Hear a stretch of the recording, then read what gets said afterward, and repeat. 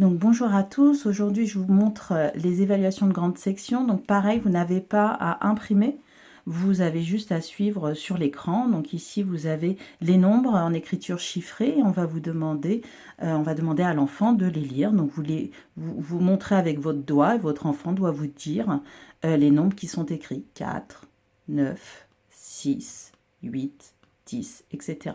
Donc dans le retour, vous pouvez me dire, il a réussi à lire jusqu'à 5, et puis le chiffre 8 et le 7, il n'a pas réussi. Par contre, le 10, il a réussi. Voilà, vous me dites ce qu'il a réussi, ce qu'il n'a pas réussi.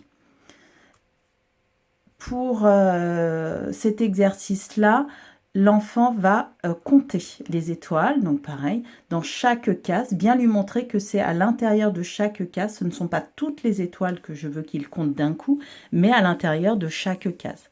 Donc ici, il y en a 4, ici, il y en a 8, donc il peut compter 1, 2, 3, 4, 5, 6, 7, 8, ou il peut voir globalement la quantité, 3. Et du coup, vous me dites là où il a réussi, s'il a réussi à compter jusqu'à 3, ou s'il n'a pas réussi à compter, ou s'il a réussi à compter tout, etc.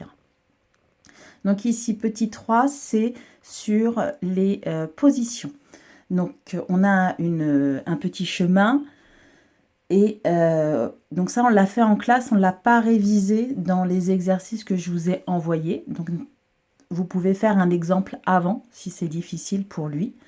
Donc, on va devoir placer les objets sur le petit chemin.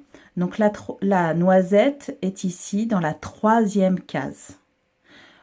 Vous allez demander à l'enfant, alors vous n'allez pas imprimer, vous n'avez pas besoin d'imprimer, mais du coup, vous allez lui demander de vous montrer dans quelle case on va dessiner la fleur. Moi, je veux que ça soit dans la 6e case.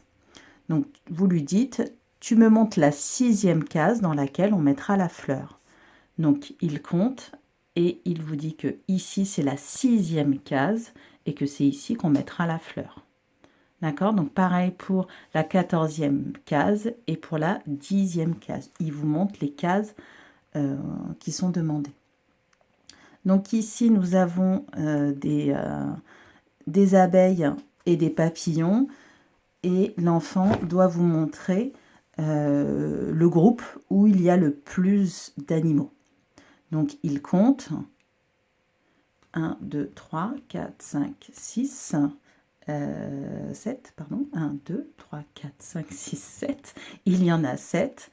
1, 2, 3, 4, 5, 6, 7, 8. Quel est le groupe où il y a le plus d'animaux? Il doit vous montrer les papillons.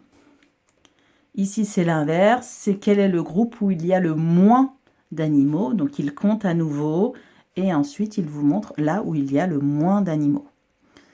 Et le dernier exercice est un exercice de partage qu'on a pu faire dans les résolutions de problèmes, les petites vidéos de résolution de problèmes. Donc, on a 2 enfants et on a des stylos. Il va falloir donner autant de stylos aux 2 enfants.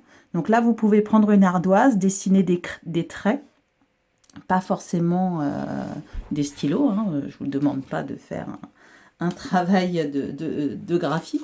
Donc vous dessinez des traits, donc là il y a 10 stylos, donc on dessine 10 traits et on dessine 2 enfants. Voilà, quelque chose comme ça. Et l'enfant va distribuer le nombre de stylos aux enfants. Si vous le faites sur une ardoise ou sur une feuille, ça sera plus simple pour l'enfant pour faire l'exercice. Donc là, effectivement, chaque enfant aura 5 stylos. Donc si l'enfant n'y arrive pas, on le laisse réfléchir. Après, on lui donne la réponse et on m'explique que l'enfant n'a pas réussi cet exercice. Et à ce moment-là, je vous inviterai à refaire les vidéos Jokatop. Résolution de problème.